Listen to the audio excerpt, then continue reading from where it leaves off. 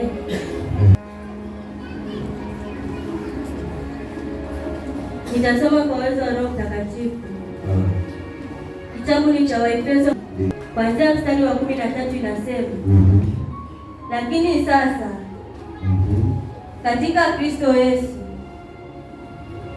ninyi mliokuwa mbali hapo ninyi hapo kwanza mmekuwa karibu kwa damu yake Kristo. Bwana Yesu asifiwe. Sijui kama umepata picha damu ya Yesu. Sijui kama umepata mwelekeo wa damu ya Yesu. So ni kitu tufanye tuwe katika kanisa kilichofanyika mpaka sisi tukaokoka. Kama ingelikuwa sio damu ya Yesu, usingejua wokovu ni nini wala Ukristo ni nini. Na ilifanyika hivyo kwa ajili ya mimi na wewe tuwe karibu na Mungu. Damu ya Yesu ndio imekufanya ukawe karibu na Mungu. Ndio maana ukiwa na hii damu ya Yesu katika maisha yako, huwa mnasema damu ni nzito. Si mnasema hivyo? Damu ni nzito. Sasa Mungu naye ukimpenda anaona uzito wake kwako. Na ndio maana wale waliokubali damu ya Yesu, kila mahali walipokwenda, damu ya Yesu ilizidi kumwandama na Yesu mwenyewe.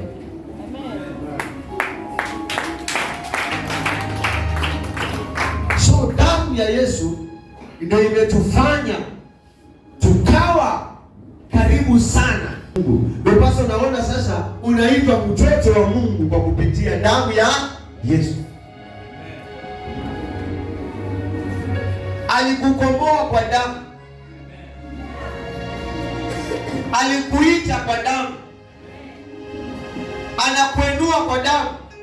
Anakufungua kwa damu. Na ndio maana maandiko yanasema kwa damu ya tumekuwa safi. Cause damu ya Bwana ilikuja kwa ajili ya kututakasa dhambi na kutuweka karibu na Mungu. Bila hivyo tusingekuwa karibu na Mungu. Ilimlazimu Yesu atoke damu. Maana hata wana wa Israeli walikuwa wanakwenda katika njia mbaya, na Mungu akafikiria akafanyaje? Alikufikiria hata wewe, nitafanyaje ili muokoe yule?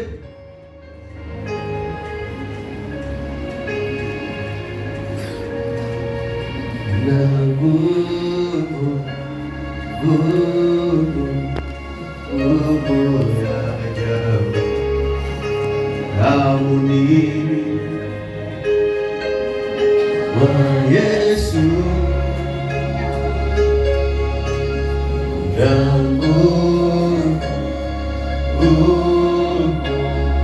nguvu ya ajabu damuni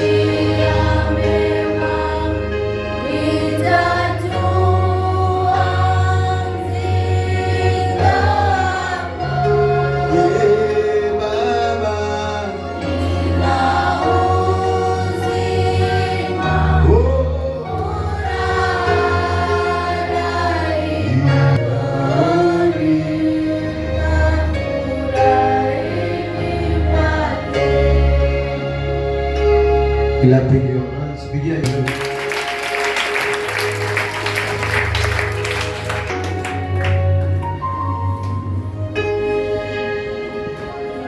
Damu ya Yesu ilipenda wanangu, damu hii inatoka kwa ajili yenu. Akawaambia wakina Petro, kunyweni hii, maana hii ndio damu yangu itakayotoka kwa ajili yenu. Oh, la mazana leka mauseke leni na mkate, maana ni mwili wangu utakaosulubishwa.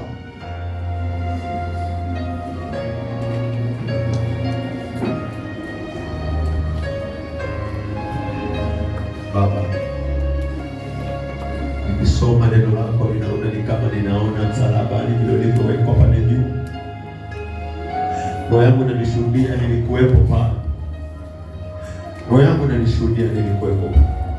Ninapokuwa kiroho naona kwamba Yesu yale yote anayotamka kwa pale msalabani.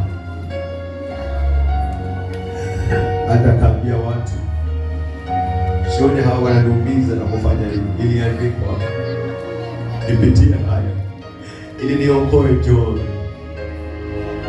Oh my Lord. Wengine wanasema hawa watoto wanaofanya haya msiwalaumu, maana hawajui wafanyalo, na mimi nimewasamehe kwa sababu nataka niwaokoe watoto wangu. Nina huduma yangu nataka kuifanya nyumba ile. Kuna mtoto wangu nataka nimwelishie maadui zake, na hawataibika maadui nisipoteswa hapa msalabani. Maana adui hata amini vile mtoto wangu nimwokoa atakavyoniamini kwamba mimi nimesulubishwa kwa ajili yake. Uchawi hawezi amini msalaba. Adui yako wewe unaamini, Mungu akakuinue vitu wako vingine waone muhimu wa msalaba, waone umuhimu wa damu ya Yesu iliyokuweka karibu na Mungu.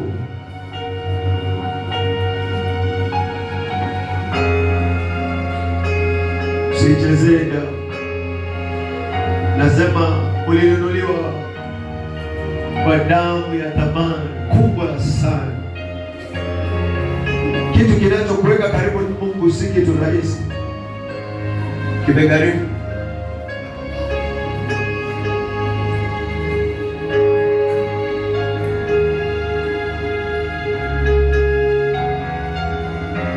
Kuna watu watatajirishwa kupitia hiyo damu, na watu watafunguliwa kupitia hiyo damu, na watu watainuliwa kupitia hiyo damu.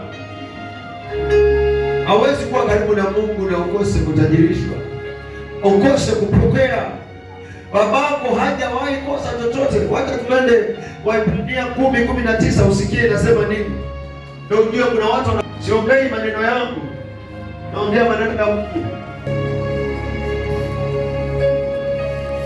Kitabu cha Waebrania mlango wa 10 kuanzia mstari wa 19 inasema, sema mwanangu, basi ndugu zangu, kwa kuwa tuna ujasiri tulipokuwa karibu na Mungu wa kupaingia patakatifu kwa damu ya Yesu, na kupaingia patakatifu kwa damu ya Yesu, njia ile aliyotuanzia,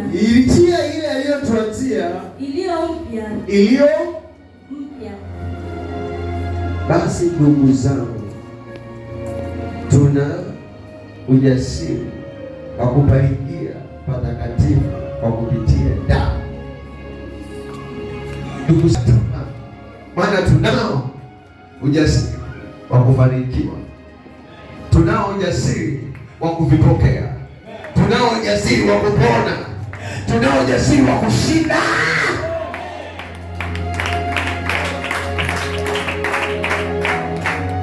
Hatutajidharau. Tunaweza kuwa kitu na kikawa, maana ujasiri tulio nao sio wetu tu, ni sie chembe za ndani ambaye Bwana alisema nimeshinda mauti nasi tutashinda. Na huyo ndiye aliyesema atatuandalia meza mbele ya watesi wetu. Kwa hiyo damu yake iliyoongea iko ndani yetu, na tutaandaliwa meza, na tuna ujasiri ya kwamba hatutabaki jinsi tulivyo. Tuna malengo na tutaelekea tutaweza na tutapenya na tutafanikiwa, maana damu ya Yesu tutakayotufanya tuingie.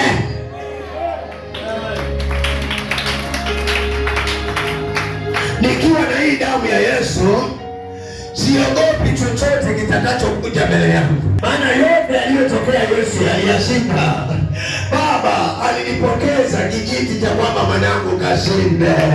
Nafanya haya kwa ajili yako mwanangu, kashinde. Kama utaingia mahali popote, sitaki kusikia ya kwamba umepata nafasi yako, nataka kusikia Mungu amepata nafasi. Yesu alipita katikati ya maadui na hawakumuona, na kuwatamkia leo kapite katikati ya maadui, watu wa Kigano na watu wachache, lakini ndani yako na watu wengi watakao kufanya ufike mahali, watakao kufanya ufanikishe kitu chako, watakao kufanya usangaze Mungu wako. Basi mtoto wa Mungu ni Mungu pia. Basi mtoto malaika ni malaika pia. Kama Baba alishinda, lazima nitashinda, maana itikadi nilizozipokea ni za Baba, mafundisho niliyopokea ni ya Baba, damu niliyo nayo ni ya Baba.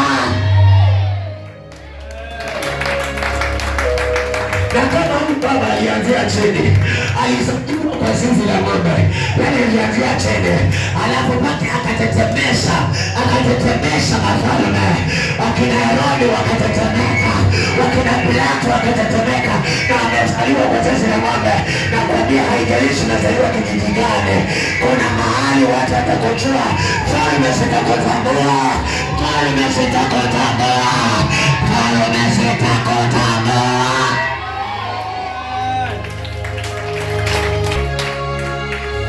Hautajulikana kwa kupenda kwako, utajulikana sababu ya Yesu alivyojulikana. Nakwambia hivyo, na nasema ya kwamba hata mkichukiwa msijali kile mtaongea, mtakapopelekwa kwenye baraza msijali kile mtakachoongea, mimi niko hapa nitaongea. Kwa hivyo wewe sio utakayeongea huko, hizo vyeo utakazopata, hizo nafasi utakazozipata, huyo ndio atakupatia, maana amesema utakula meza moja na wafalme kama msana.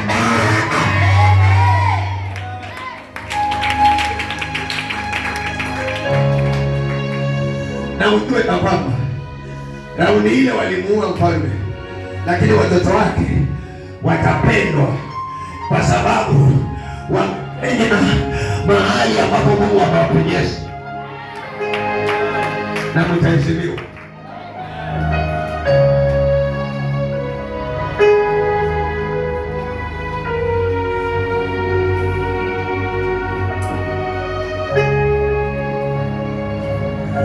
Damu ya Yesu imekuweka karibu na Mungu.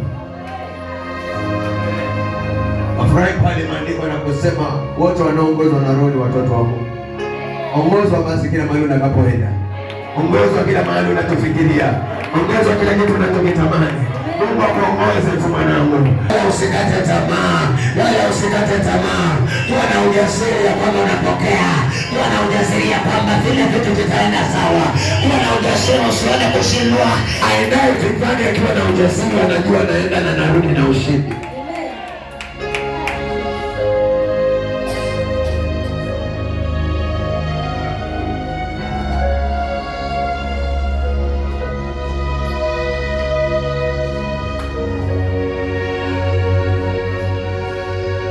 Tukiwa kwa hii damu ya Yesu, Mungu hapendi watu waoga. Sisi ni wabarikiwa.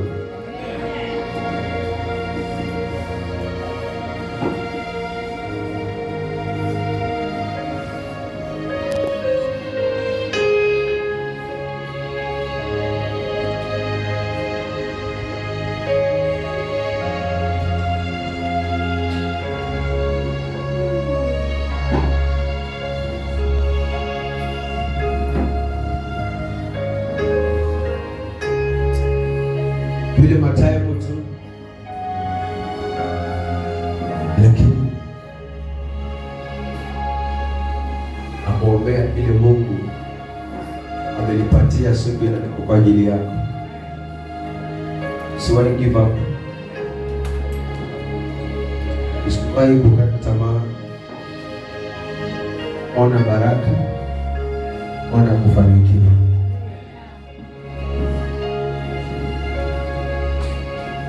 Unajua mtu kutengeneza zingira ya maisha yake ni yeye mwenyewe vile atakavyokuwa na ujasiri wa kushinda. Sometimes tunashinda, umeona kushinda, na tunashinda maana moyo wako umeona kushinda.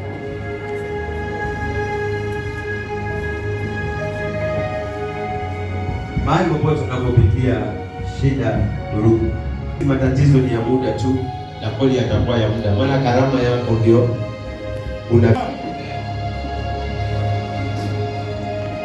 Chunga ulimi wako na uangalia ujasiri wako na Mungu wako.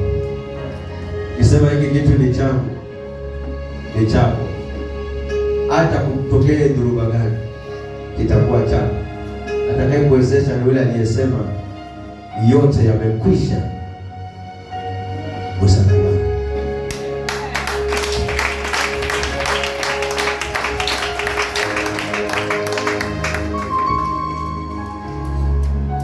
Wacha nikuombee. Baba, uishi milele, na litukuze jina lako asubuhi ya leo. Umeanza nasi kupitia maombi nyenyekevu, kasema nasi Baba kwa neno lako lililo na nguvu, kwamba kwa damu yako umetuweka karibu, na tuwe na ujasiri, kwa sababu kama tumewekwa karibu na Mungu, mbona tuingie na uoga na tuone kushindwa? Hapana, sisi ni washindi. Mwana Baba, kila mahali ulipokwenda ulishinda. Watu wengine maana walitamani kukuua na ukapita katikati yao.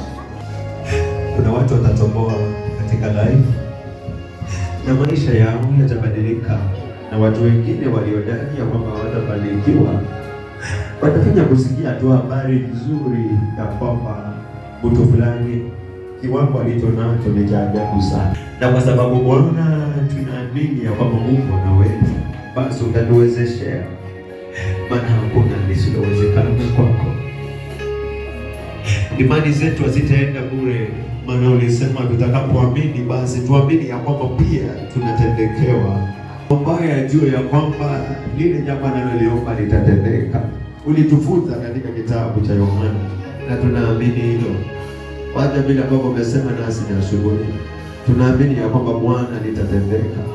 Hatutateseka katika maisha yetu, haijalishi tumetoka wapi, kule mahali tumetoka.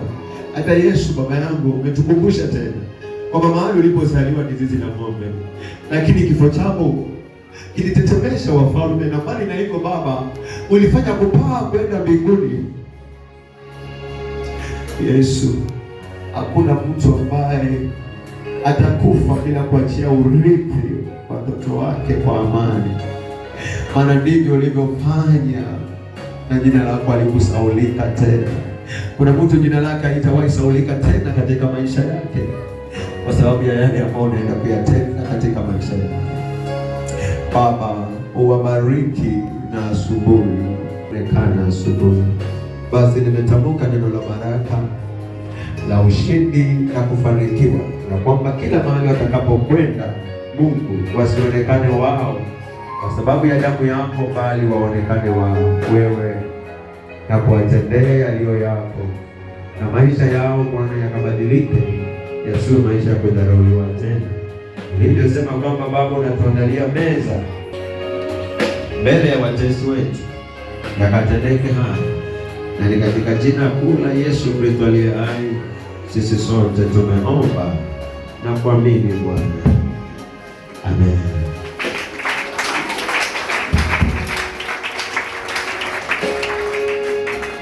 Bwana Yesu apewe sifa. Mungu awabariki na watendee mema. Nimeongozwa na nikafikia hapo, na nitazidi kumwabudu Bwana kwa sababu akitupa nafasi na sababu zake.